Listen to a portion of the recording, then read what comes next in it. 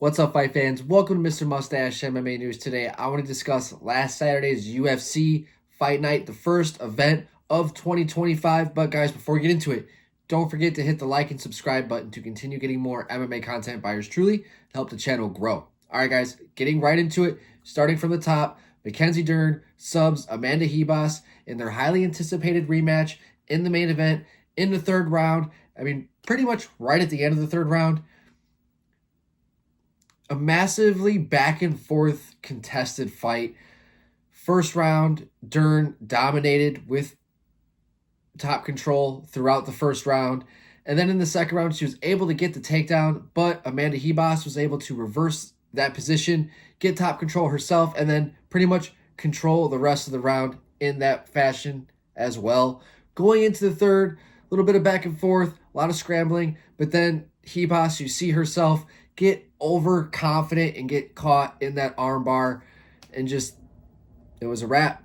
So it's one of those fights though where it's like win or lose, neither fighter gained or lost any traction. It was just like a meaningless main event. Like, I don't even mean to like sound pessimistic, but what are we gonna like? Honestly, the only thing that makes sense is the third fight, is the trilogy. Now they're both 1-1 against each other. Ribas, who had the first fight 5 years ago, and now Dern, who got the second fight here via finish. So I really think to really only move on within the division, only thing to make sense is possibly do a third fight, hopefully maybe this summer, this spring. I think that only makes sense because really, I just don't see, even with the result, even with the finish, I don't see either of them really gaining or losing any traction within the division. Moving next, the co-main event, a fight that I really didn't even care to like even talk about with Ponzinibbio and Carlson Harris. And they really went out and showed up. Harris went out there and looked like he was just more sharp, more accurate. Ponzinibbio just wasn't able to find his range. Harris was he was the taller, longer, and more lanky, shout out to Josh Thompson, opponent. 6'3", had the bigger reach as well. Ponzinibbio was about 5'11", 6 foot. So there was a massive reach disadvantage in that fight. And Ponzinibbio, he was getting lit up. He was getting touched up, got dropped on several occasions. But then in that third round was able to find his mark and get to Harris, as Harris was just, he's slowed down. He just was not able to get that finish and putting out a lot of work. But both guys, they were throwing the fuck down. And it was only a matter of time before one of them went down for good. And Ponzinibbio was just able to just hang in there, show his heart, grit, because before, that's really what got him this victory, was just him, just relentless pressure, relentless heart, relentless grit, was able to just go down and break Harris's spirit to find his chin and get the TKO victory in the third round in a phenomenal fight. Ponzinibbio gave his career just a little bit more sense of life. I don't know what they're going to do with him next because he is 39 years old. I will talk about it maybe in a few more minutes, but because maybe Uros Medic, maybe Punahele Soriano, who I'm going to talk about here in about 10-15 minutes. We'll get into that a little later, but that might make a lot of sense. As for Carlson Harris, went out there, looked good early on, just he ended up fading and just fighting a guy who would not be denied in Santiago, Ponzinibbio. So fantastic fight. So thank you to Carlson Harris and Ponzinibbio. Moving on, it's Cesar Almeida. And Abdul Razak Al Hassan in a fight where, Abdul dropped Cesar. He went in for the kill. He smelt blood. And, a guy like Abdul Razak, he has that power. So when he smelled that blood, when he was able to drop the dangerous striker in Cesar Almeida, he went for the kill through like a 40-punch combination that Cesar was really able to weather and just stay alive, and then finally just slip and rip, and just one of the most sweet counters that you can. It was knockout of the year, right? Like, put Abdul Razak Al Hassan out, and he was out for quite some time. It was pretty scary there for a second, but he's recovered. He looks good. He's been on social media. But man, what a knockout. What a crazy 4 minutes. It looked like Abdul was about to knock out the prestigious kickboxer in his own right and ended up getting caught as he just got a little greedy, he just loaded up too much on a shot and just got caught by a true technician in the striking department. Fantastic victory for Cesar Almeida, who is now, I think, 7-1 in MMA. And I think he's getting up there in age now. I think he's about, 36, 37? He's 36 years old. So I like that he's staying active. And I'm curious to see what they're going to do with him moving forward. Because now the Potieria decision, which, he had all those eye pokes, but did not make him look good, especially within the fans. But followed it up with a big victory over Abdul. I'm curious to see what we're going to see in 2025 for Cesar Almeida. Moving next, Roman Kopylov defeats Chris Curtis, last second knockout victory. Listen, I mean, yeah, it was a beautiful head kick. I don't want to take this away from the performance of Roman Kopylov. This is a fuck up by Mark Smith, who is notoriously a phenomenal ref. Like top 3 best in the entire game, right? The guy really, I mean, almost every single time I'm like, that guy's making the right decision. So I don't want to shit on Mark Smith too much, but it was very odd to see.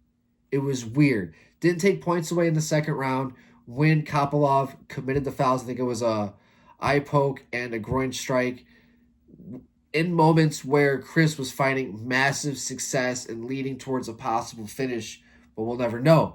And so the points weren't deducted in the second round, and then you go into the third round. So, it was 1-1. I had Kopylov winning the first, Chris winning the second, and then in that third, I think Kopylov was edging Chris, but if you would have taken that point away in the second, it would have probably evened out to a draw of a fight. And with him landing that head kick, it was like 8 seconds. Chris fell. He was getting up. Kopylov was not following up. He was walking off. He did not want to follow up as the fight's over, right? Whether it's a knockout or a decision. And Mark Smith, for whatever reason, decided to call the fight off as Chris was getting up. He did not look great getting up, but it was 1 second left. So it's like you took away the possibility, because you don't even know how these judges go. Like he could have had 2 judges giving him that third round, which, I mean, honestly probably would have never happened because of the knockdown, but I'm just saying these judges are crazy. And you took away a possible decision from that guy. But nonetheless, it probably would have gone to Roman Kopylov. It was just a weird chain of events that didn't really need to happen. And it was just an error on Mark Smith, in my opinion. I'm not a fucking commission, but I'm just saying I think it was an error by Mark Smith. It was a bad call. And unfortunately, just the last second of a fight, and it's the fact that Chris is 37 years old. He was already coming off of, a long layoff after a tough loss against Brendan Allen, a fight that I thought he won. Now he's talking about going down to welterweight, which, I'm pretty sure it's because he sees Joaquin Buckley having so much success down there, a guy that he already knocked out and finished. So I'm curious to see, if Chris wants to go down and make that weight cut. He can, he definitely can make that weight cut for sure. He's going to have to hurt himself to do it, but he can definitely do it. I don't know. I like to see him fight again. It definitely sucks that this happened. It's a tough fight to watch. I'm a big fan of his. I was definitely biased going into that fight, but can't take away from Roman Kopylov. Phenomenal fight, both guys. I mean, to me, this is like fight of the night. They just threw the fuck down. And it was just unfortunate that it got marred in controversy. Moving on, Christian Rodriguez defeats the undefeated prospect, making his debut, Austin Bashi, in a decision where, Rodriguez, man, looked so good in that first round. He was making Austin bite on all those feints. He was using a really good jab. He was even using the jab to, touch Bashi's face to land the right. He was just using it as just a rangefinder. He wasn't even, hitting him with it. He was, touching him and then, following up. Really cool to see Christian Rodriguez. I knew his striking was rounding out very well, along with his wrestling defense, all that stuff. And against a guy like Austin Bashi, who, dangerous guy. He looked good. He looked very well rounded. It was just a lack of experience. He was just a little frantic out there. He was biting on the feints. He was making his debut. It's a big moment. And he just seemed to be a little bit inexperienced out there for a guy like Christian Rodriguez, who has been there, done that, was very patient, sometimes overly patient, especially in that second round. Because C-Rod won that first round. They went in there in the second. Bashy took him down, controlled a lot, and made Christian work a lot. But Christian was very patient, was accepting a lot of those positions. And going into that third round, he had to really go out there and earn that victory because he kind of let the second round slide a little bit. But Bashy at that point, you just saw the experience take over for Christian Rodriguez over a guy like Austin Bashy. But in defeat, his O is taken away, but this is MMA. Most guys, 99% of these guys are not undefeated, especially at this level. So this is not really a loss. It's more of a learning experience for a guy like Austin Bashy. And I think that he's only going to come back hungrier, better, more experienced. And the fact that he's already kind of experienced the loss, now he doesn't have that pressure of that O on him, a lot like what Sean Brady experienced against Bilal Muhammad. So I think that he'll come back refreshed and better. And as for Christian Rodriguez, the prospect killer, just continue doing what you're doing. He's finding himself in a new weight class. He's looking good. He's looking confident, patient, like he belongs there, right? So I'd like to see them continue with him, maybe with more prospects coming out of the Contender Series. Let him take those guys on and let him grow into a ranked position, maybe, 2026 if he goes out and fights 3-4 times in 2025, right? But big victory for C-Rod. Next up, Punahele Soriano knocks out Uros Medic. I mean, fuck, dude. Soriano looks like a whole new fighter at welterweight, jacked to the gills. I mean, any sort of baby fat that he was holding at 185 is gone. Looked in phenomenal shape. Gave Medic no time to show anything for me to even talk about Medic in this fight. But Soriano, now 2-0 at welterweight. Sky's the limit. I was counting him out against this fight with Medic. I just thought Medic, I have a very high ceiling for him. And I just thought that Soriano, barring some crazy, massive, powerful punch, I thought that Medic was going to take over, but Soriano, did land that powerful punch, but right away. So against a guy like Medic, I'm big victory for Soriano. I'm speechless. One of those times where I was happy, I'm proven wrong, especially on my fight picks, because I was super high on Medic going into this fight, but man, I'm leaving a much bigger fan of Soriano, especially at welterweight. See these guys at 185 who don't want to cut the weight when they put in the work and they go down and fight these guys who they should be fighting. Joaquin Buckley going down. You have Soriano now going down. Kelvin Gastelum, who should have stayed down. You have these guys who are showing that putting in that extra work and putting in that extra diet, you're seeing the success. You're seeing them still carry that power down with them, right? So Soriano, flawless victory. Medic, back to the drawing board. He had no opportunity to show anything because Soriano would not be denied. 31 seconds. So Medic back to the drawing board. Take some time off. That was a nasty punch he took. But take some time off, and I can't wait to see what he's going to do moving forward as well. Still a big fan, and I can't wait to see. It's not the end of Uros Medic. He's still a young guy. Next up, Felipe Buenas,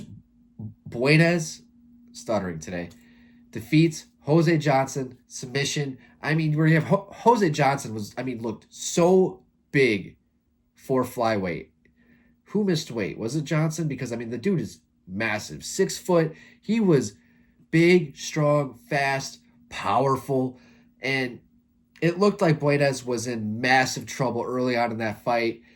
Johnson was landing and throwing with ill intention, but then once it got to the ground, Buenas wasted no time sinking in a nasty armbar to capitalize off of the over-eagerness of Jose Johnson and got the victory 2 minutes into the very first round. So Buenas, who ups and downs within the UFC, but always shows out, always looks for the finish. And as for Johnson, big for the weight class. I don't know if that's going to be his home. Because, how are you going to make 125 at 6 foot being like an athlete? Guys, I'm 6 foot. I walk around 135 pounds. I don't work out. If I were to actually, work out and put in, because I did when I was younger, I'd probably be 170 pounds. I've lost probably about 35 pounds since I've stopped weight training and whatnot. Like, I don't understand a guy that can actually like do all this stuff and still make 125 pounds. I know he's cutting weight and everything. He's probably about 150 pounds, but even still, like, I would not be able to eat like a regular human being, exercise like an athlete, and like and I'd instantly gain like 20, 30 pounds. Like, so it's just crazy that Jose Johnson even made 125. I know it was a catch weight, but the fact that he even got close to 125 is miraculous. But nonetheless, big win for Felipe Bunes. I don't know what they're going to do with him because like he's kind of in this weird position where he's probably going to fight another up and coming prospect, a guy coming off the Contender Series. As for, again, as I said, as for Johnson, maybe bantamweight. I'm not really sure what's going to happen with him. All right, next up, Marco Tulio knocks out Ihor Potieria, where, man, Potieria cannot find any luck. I mean, he had those eye pokes against Cesar Almeida in his last fight back in October, and then comes back. He gets hit in the dick by Marco, where, I mean, back and forth. I mean, Potieria, say what you want about, like, his results. The guy shows out. He's always fun to watch. The guy is exciting. He always throws with ill intent. He's always trying to put out his opponent. You know, he's not a point fighter, so to speak, right? And against Tulio, who also, I mean, who was coming in, I think, making his debut. Sorry, guys. Coming in, making his debut. And he looked sharp. It looked like he was ready for the moment. He looked focused. Even after the dick kick, looked very focused. And Potieria, one of those things where it's like, it seemed like he kind of rushed back into it a little bit. If he was still hurt, I mean, man, getting kicked in the balls hurts. Take those 5 minutes, man. Especially when you're in a position where you've had some bad luck within the UFC. Take those 5 minutes. Take the full time. Don't rush back in. Let yourself get focused. Let yourself reset mentally, too, as well. Because you go right back in there into a firefight. A guy who's been standing there the whole time, who wasn't punching the dick, has also been recharging, staying into the fight, doing the best that he can to stay in that fight as well. So, like, I mean, just as you're just trying to make sure your balls don't hurt anymore, he's focused the whole time. And he was able to find the mark on Potieria, drop him, and then just swarmed at him on the ground. Potieria trying to survive. He did for a little bit, but then just got put out again, and that was pretty much it. Great fight. I know it was at a catch weight. I think Potieria missed weight. I don't know if it was short notice. I don't really know what happened with that fight. But big victory for Marco Tulio to get a knockout over a tough and durable and explosive opponent in Ihor Potieria. Next up, Thiago Moises defeats Trey Ogden by unanimous decision in a fight where Trey looked good in the first round, surprisingly not really using any wrestling like throughout the whole fight.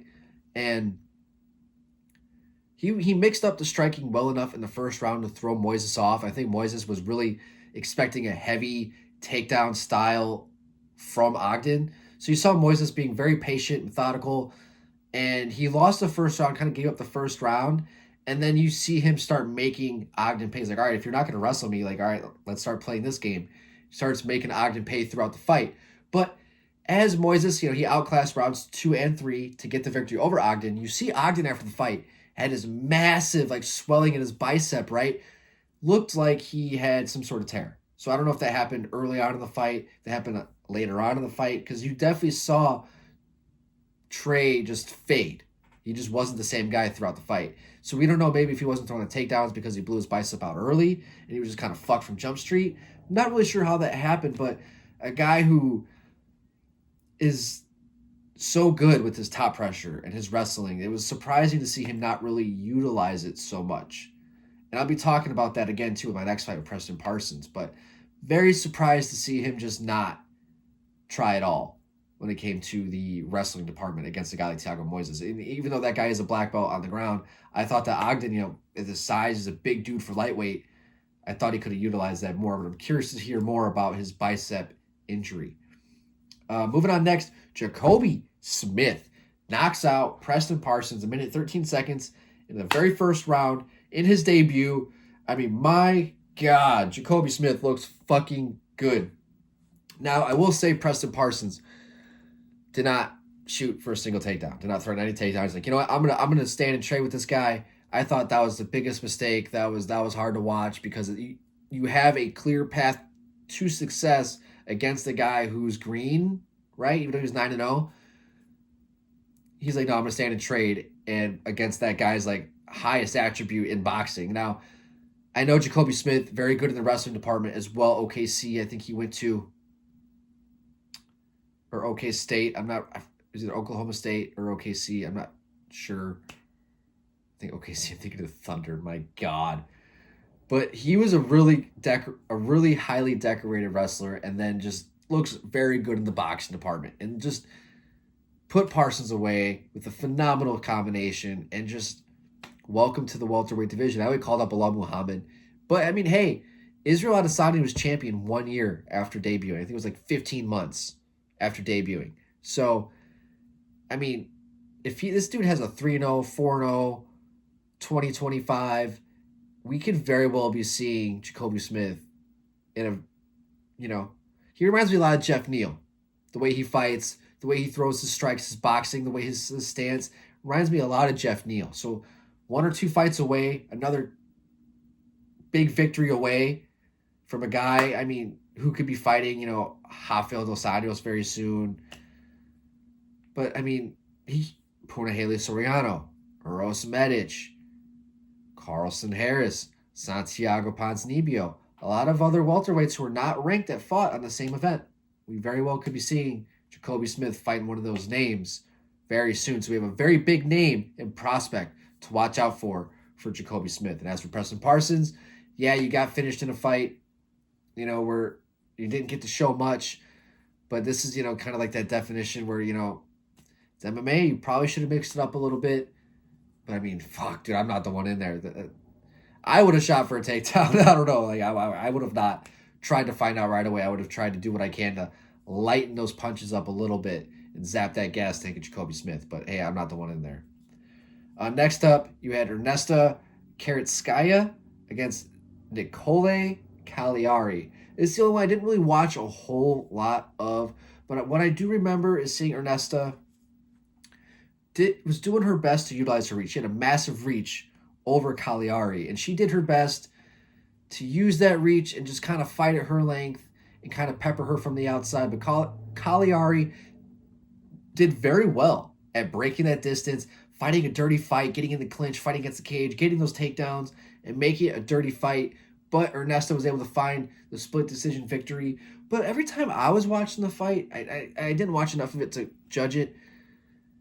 I found Cagliari was making a lot of problems for Ernesta. I was seeing Ernesta landing a lot of shots as Cagliari was coming in, but I don't know. But it was a split decision, so there was a judge that did think Cagliari did win. I can't speak today with these names. But big victory for Ernesta in the UFC. Girl is tall, long, and lanky for the flyweight division, so I'm curious to see what she's going to do moving forward. Next up, Bruno Lopez defeats Magomed Gadzhiyulov. And in a fight where, Magomed was expected to go out there and look good, but he's got good striking, but he's not able to just tame it. He doesn't pick his shots very well. He's kind of just reckless. He kind of just throws. He doesn't set too much up. And when it comes to the wrestling, he's not able to just fight the hands. He doesn't do the smart things that you need to do to break distance. He kind of falls into the grappling exchanges. He doesn't try and disengage too much. You're a striker. If you want to strike with these guys, you got to learn how to break the hands, get the distance, and not engage too much in the grappling, because that's where you lose. And Bruno Lopez was doing just enough in this fight to win and mix it up enough. And he was giving Magomed enough problems in this fight to just go out there and edge him in most of the departments. And you just saw Bruno just giving Magomed lots of problems and was just able to just go out there for 15 minutes and just mix it up a little bit better than Magomed was. Magomed just was not able to fight his fight. And Bruno looked a lot better. It's like he didn't look great in victory, but he did what he had to do to get the job done, right? If that makes any sense. Next up, Fatima Klein defeats Victoria Dudikova, second round elbows. In a fantastic fight in this fight. You had Dudikova, who was who looked confident early on and was marching forward. But Fatima Klein was ready for everything and was just a step ahead of Victoria the entire fight. And in that second round, she was able to get the fight to the ground, unleash massive elbows, just cut Victoria up and find the finish. And like Big John always says, if you ever want to make a ref nervous when you're on the ground, you throw some elbows, you land some flush elbows. That'll make a ref nervous enough to stop the fight. And that's exactly what happened in a phenomenal victory for Fatima Klein. And even Victoria Dudikova, even in defeat, she was a dog. She was game for this fight. But Fatima was just one step ahead of her the entire way. And we have a woman to watch out for here in the strawweight division, in Fatima Klein, in a new weight class where now she can fight at her weight, at her size, where she's comfortable at. So, big victory. I can't wait to see what she's going to do moving forward. And as for Victoria Dudikova, yeah, it's a loss. It's a finished loss. But she showed a lot of heart. She showed grit. She wasn't wilting. She was just getting beat in every position, So I'm excited to see what she still has in store for her next fight as well. All right, guys, last but not least, Nurullo Aliev defeats Joe Selecki. They had it 30-27, two judges, which I did not. Joe Selecki, I gave him the third round in that fight, but, even though he stayed patient, obviously a little overly patient in this fight, but, he wasn't trying to force anything. He was trying to let the fight come to him. You could see that.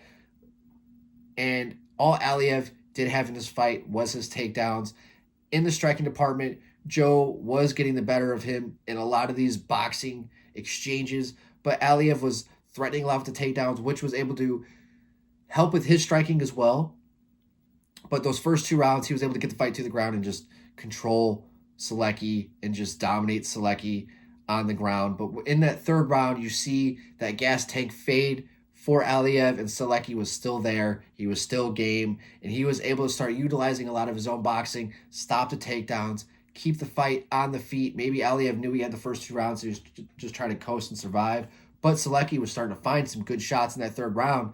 And if you saw a fourth or fifth round in that fight, obviously you're not, especially when you're opening up a fucking fight night, but you definitely saw the tide turn in that third round for Selecki. So if you saw Selecki maybe just be a little bit more punishing on the ground, make Aliev pay in those positions, elbows off the ground, I like to see these guys make dudes pay going in and not be so accepting of positions of okay, I'm here now, let's get to the next round and start on the feet again. I'd like to see these guys at least make these dudes pay on the ground and not be so overly cautious. But hey, I'm not the one in there. It's a tough fight. This is the UFC. I get it, but I'd like to see a guy who is as dangerous as Joe Selecki understand that he is Joe Selecki and make these dudes pay when they're just kind of hanging out on top there and you're just kind of letting the fight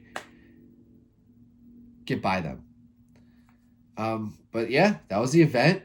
Great event. Great first fight night for the year. I had a blast from start to finish. Lots of knockouts. 1, 2, 3, 4, 5, 6, 7 knockouts. 2 submissions. Fight of the night was Kopylov and Chris Curtis. Performance of the night, Dern and Cesar Almeida. Great event. Controversy. Ups and downs. Next up, we got UFC 311, which I think is Islam and Arman with Merab and Umar. I think you got Jamal Hills fighting Yuri. That's a big fight coming up this Saturday. So tomorrow I'll be starting to do my breakdowns for that event. What else is there to talk about with this event? I don't really think anything else. My MVPs for this event: Cesar Almeida, Santiago Ponzinibbio, Jacoby Smith,